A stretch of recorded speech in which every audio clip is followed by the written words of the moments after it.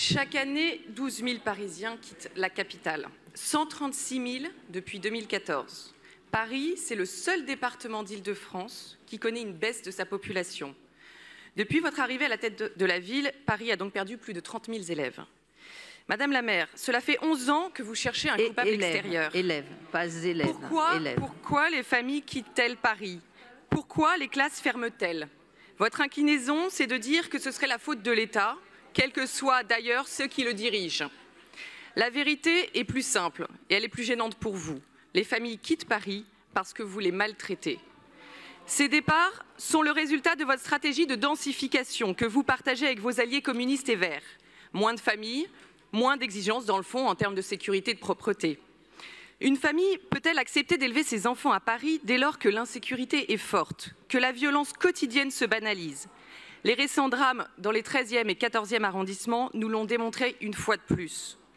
Les enfants peuvent-ils s'épanouir dans une ville de plus en plus bétonnée, avec des espaces verts peu entretenus, avec une politique du logement aussi excluant les classes moyennes et les jeunes familles qui ne peuvent pas accéder au logement social? Dans une ville où les trajets vers l'école sont dangereux du fait de l'anarchie dans l'espace public. Dans une ville aussi où la garde des enfants est devenue particulièrement difficile puisqu'il manque encore 500 agents de la petite enfance.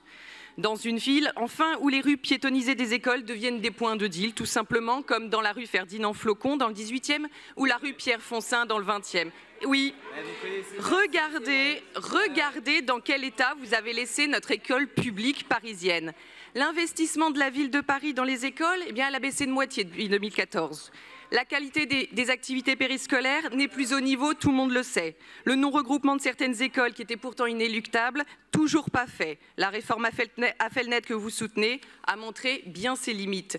Alors tout ça n'est donc pas sans conséquences, malheureusement. En septembre 2025, près de 200 classes pourraient fermer, faute d'un nombre d'élèves suffisant pour les maintenir ouvertes, vous le savez. Depuis 2019, enfin, vous avez affaibli le régime des directeurs d'écoles parisiens en ne renouvelant pas la convention qui vous lie à l'État, quitte à participer finalement à la dégradation de la qualité de notre école publique ici aussi. Les missions des directeurs parisiens se sont considérablement alourdies depuis 40 ans. Cela justifie qu'ils bénéficient d'un régime particulier. En décembre dernier, les élus du groupe Changer Paris, nous demandions à la ville de Paris de reprendre ce dialogue avec l'État pour maintenir le régime actuel des directeurs. Ici encore, vous vous comportez comme si les Parisiens ne comprenaient pas les dysfonctionnements qu'ils subissent au quotidien. Mais les Parisiens ne sont pas dupes. Ils savent qui est responsable et ils savent qui gère leur ville.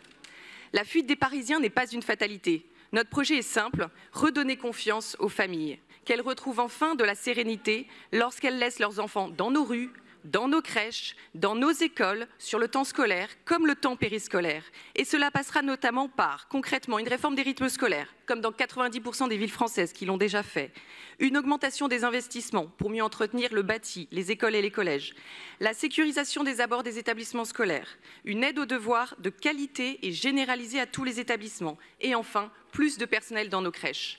Nous souhaitons changer Paris pour offrir à toutes les familles une ville et une école à la hauteur de leurs besoins et de leur épanouissement. Je vous remercie.